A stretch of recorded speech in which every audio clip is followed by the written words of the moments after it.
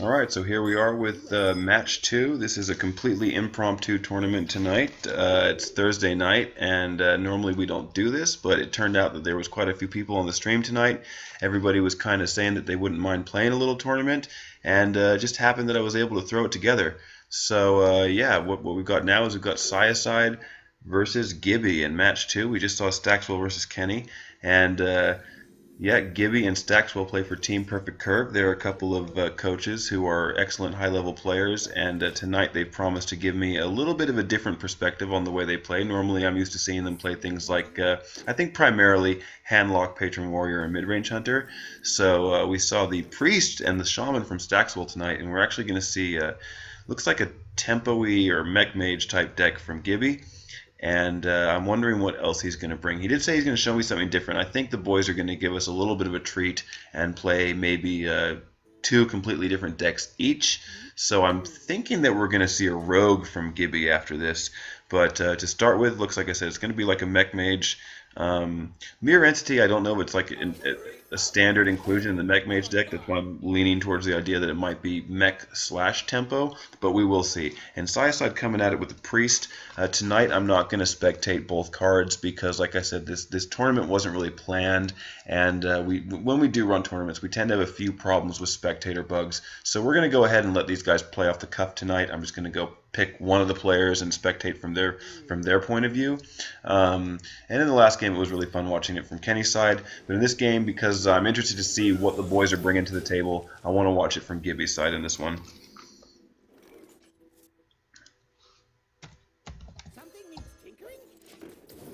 Alright, so this is a play that some people don't like to make, and I had a couple guys watching me earlier. I was playing Mech Mage on Asia, and sometimes you can't help it. You need to get that Tinkertown Technician out on turn 3, even if there's not a mech out there to buff him. You just need to get that body out there to stay competitive on the board, and I think we're probably going to see Mad Scientist here. But it looks like Gibby might be leaning towards Piloted Shredder. I'm not entirely sure yet.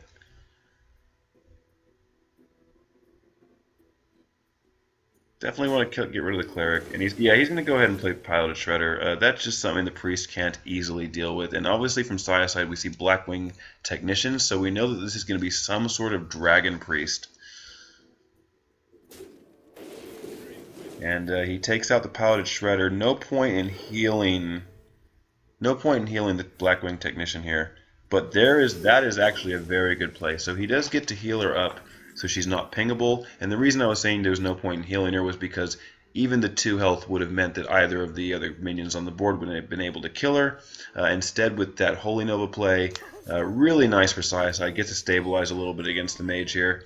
And Gibby's going to go ahead and ping her and hope that he can pull that tempo back from Cyaocide. Hopefully that there's maybe a 5-drop in Cyocide's decks, like perhaps a Sludge Belcher.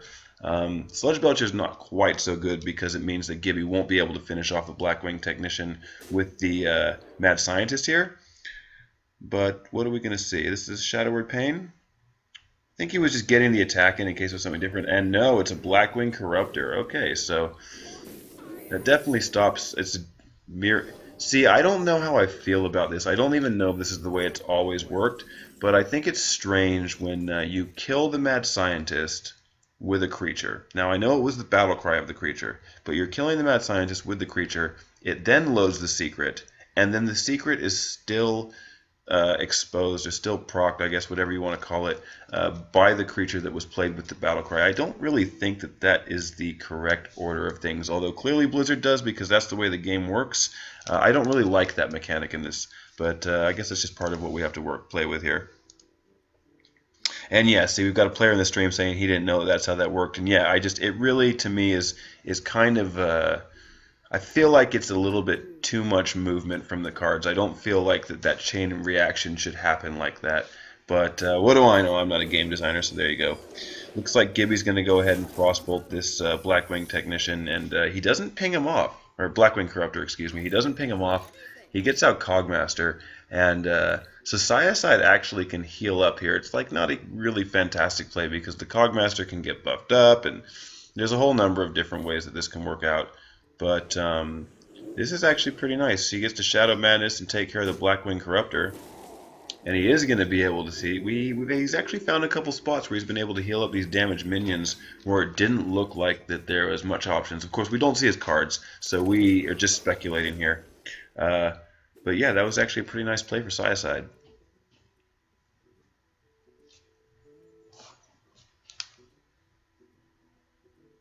So I think he wants to test for Ice Barrier, but it's highly unlikely in this deck that Gibby's going to be running Ice Barrier, so he might want to just get rid of this Piloted Sky Golem. And there you go. So he makes sure he deals with the mirror entity. And the problem is that if he kills the Piloted Sky Golem, it's still going to drop a 4-drop. And I mean, you're thinking to yourself, I need to get rid of this. It's a 6/4. It's dangerous. I mean, he could have Shadow Word Death, but he might be saving it for higher priority targets. He cannot Shadow Word Pain that. I think you know that, buddy. I think you just... oh, it's a Shrinkmeister. That'll work too. Okay, so this is actually really good play, actually. And a Dark Cultist to fill the board out. So Gibby's going to have... he's got a couple of big options here. We see Sylvanas, Mech Warper. I don't think there's any point in playing Antonidas. You're just risking losing him without actually managing to get any fireballs out of him. I think, yeah, Sylvanas is the play here. Play Sylvanas. Figure out what you want to ping.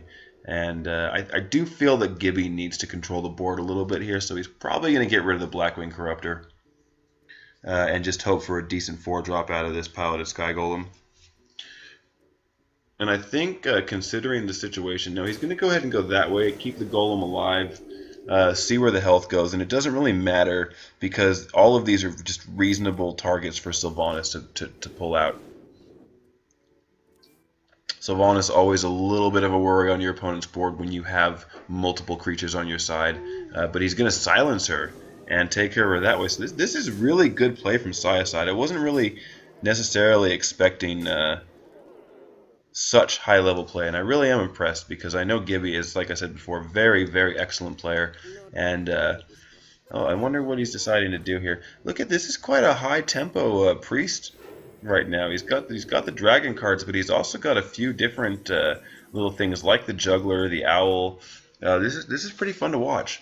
So now it's down to Gibby to figure out how he wants to handle this. And we see Mech Warper and Snow Chugger in his hand aren't going to be huge factors. It's really going to be down to this 4-drop, and that's not terrible. The 3/6 stats on the Fireguard Destroyer. He doesn't get his Battle Cry, but this as a 4-drop is essentially the same as a Water Elemental without the freeze effect, which I'm sure is fine at this point. To get a 3/6 body is still pretty decent.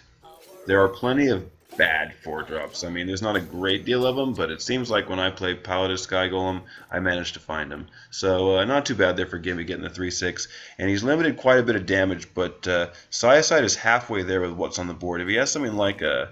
I don't think he's going to be running Holy Fire in this deck, but he continues to press and put the pressure on Gibby. So I don't know what Gibby's going to be able to draw into here. Quite possibly there's a Flame Strike in this deck, but I think some of the more advanced players are trying to cut the Flame Strikes out, letting their minions and their just general ability carry them through a game. That's why I lean on Flame Strike, because I'm just really not that great yet, I don't think. But I just love my Flame Strike. I think it's got to be one of my favorite spells in the game. It's a shame it costs so much, but it's still highly effective in a huge amount of spots.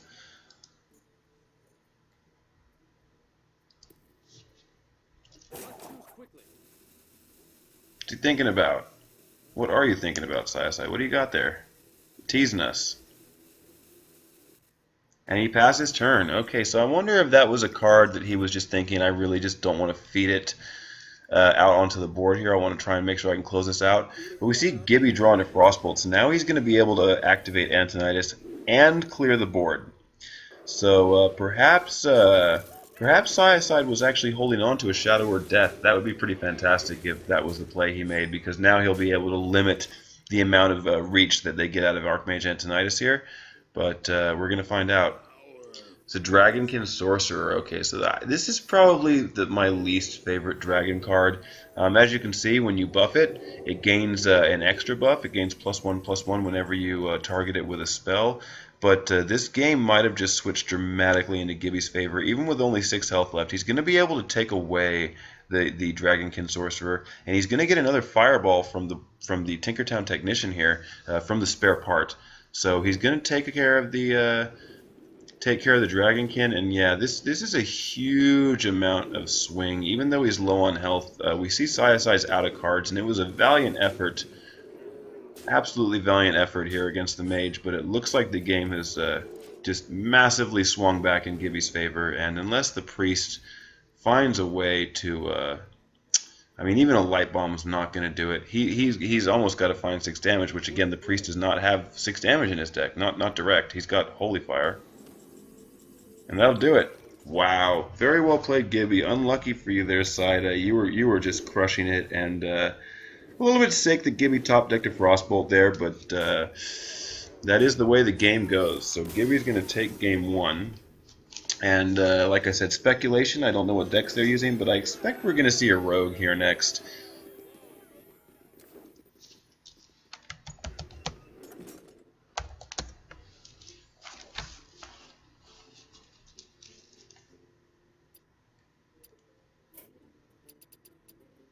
And I've been dropped from spectator mode because this thing is buggy. So you guys are going to have to bear with me for 1 minute while I come out of the client and go back in, because when the spectator mode drops you like that, it thinks I'm still watching, but it's never going to carry me back into the game again like it's supposed to. And now we're downloading a frickin' patch. So like I said, guys, give me a second, and we'll be right back into it. But I do apologize for the black screen at the moment. And the patch is just sitting here saying initializing to me. So this is even more frustrating, and I just run so bad when I'm trying to run these tournaments for you guys. I'm trying to commentate, we're trying to get the spectator working right, and it just constantly is just trolling me. I think Blizzard just, they sent out a memo to somebody to say, you know what, when Stone Reno is casting tournaments, let's make sure we keep him from spectating in a smooth and professional manner. Anyway, here we go, back into the client now, and we'll be able to jump back into the second match with Gibby and Cyaocide.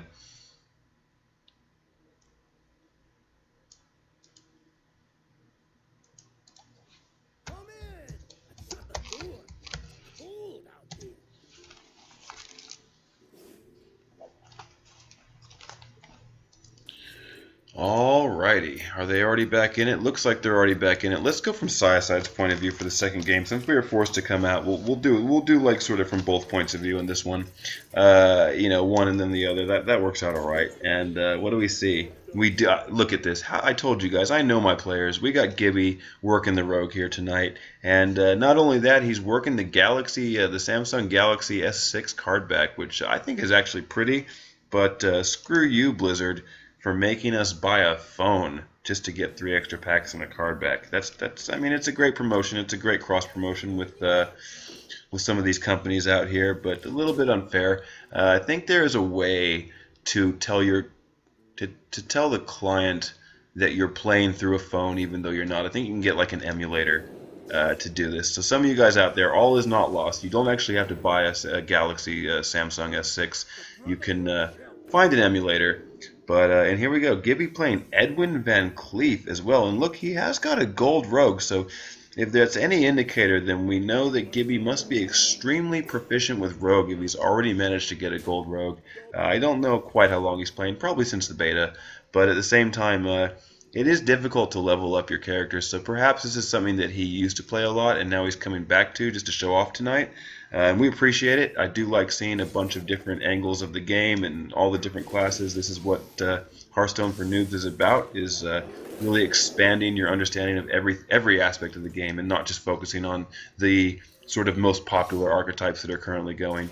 And I mean, I'm sure this is some sort of oil rogue, but most of these decks don't include Van Cleef, so it is nice to see some of these things here. And it looks like Cyaocide has gone Face Hunter, so we know exactly what cards to expect from this deck, and it's just going to be a matter of he runs out of steam before the rogue fully stabilizes. Now, if this isn't oil rogue, there probably is at least one anti-heal bot and like a gang up sort of combination in here, but it's going to be interesting to see how it plays out. And that is the second backstab, though. So Gibby is trying to sort of limit the damage the Face Hunter can do on each turn. And I'm guessing he's going to have a little bit more removal in the form of things like Eviscerate. However, normally Eviscerate does sort of figure into the kill shot of the rogue. So it might be a little bit tit for tat here over the next couple turns, and the game might slow down a little bit while Cyaocide finds a couple of targets for the cards he's holding. That one's not the worst. It means that he can buff up his bow once the Drake swings in here. And playing it correctly, he's going to go ahead and hero power just past turn, wait for a better opportunity to play the hounds. Although, if you are used to playing rogues at all, it is rare that a rogue has more than 2 minions on their board in most situations, unless they play Violet Teacher. Violet Teacher is one of those cards that will start spawning minions for the rogue as they play spells, but that is pretty much the only time against a standard sort of oil rogue or anything like that you're going to see multiple minions on the board. Normally there's not more than 2 or 3. I think 3 normally happens if they get a couple minions out, like SI7 Agent and the Azure Drake here, and then they end up playing like a Lothab to maintain the tempo of the game. And here, yeah, you definitely have to unleash Cyaocide. You got to kind of barrel through. He's not going to be able to play. Yeah, I think maybe just the kill command. Then he's not going to be able to play a bunch of cards here and do a ton of damage. So I think this might actually be the better option. And it's actually still pretty close. Hero powering the rogue down to 13. Cyaocide sitting on 11 health himself, but we do see he's got kill command in hand. He's it really depends now. Like, what has Gibby got? Gibby he can Blade Flurry here for 7 plus Eviscerate, and that's going to do it. He doesn't need to Blade Flurry. He can just a straight up swing, and between that and the Blood Mage Thalnos buffing the Eviscerate spell, that will do it. And Gibby takes the second game and the match against Cyaocide, moving into the second round.